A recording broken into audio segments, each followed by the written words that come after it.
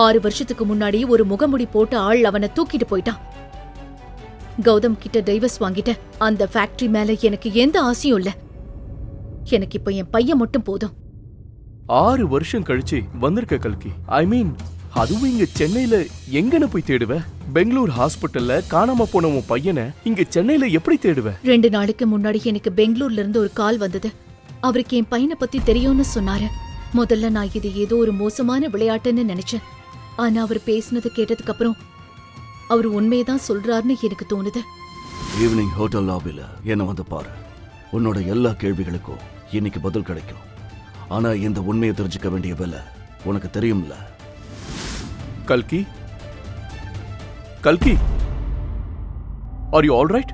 ஆமா பிரகாஷ். ஆனா நான் சென்னையில இருக்கிறது உனக்கு எப்படி தெரிஞ்சது?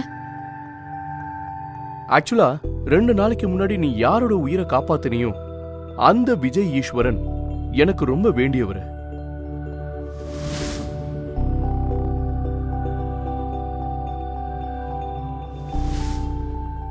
அவரு வாயால உன் பேரை சொன்னதும் நான் ஹாஸ்பிட்டலுக்கு ஃபோன் பண்ணேன்.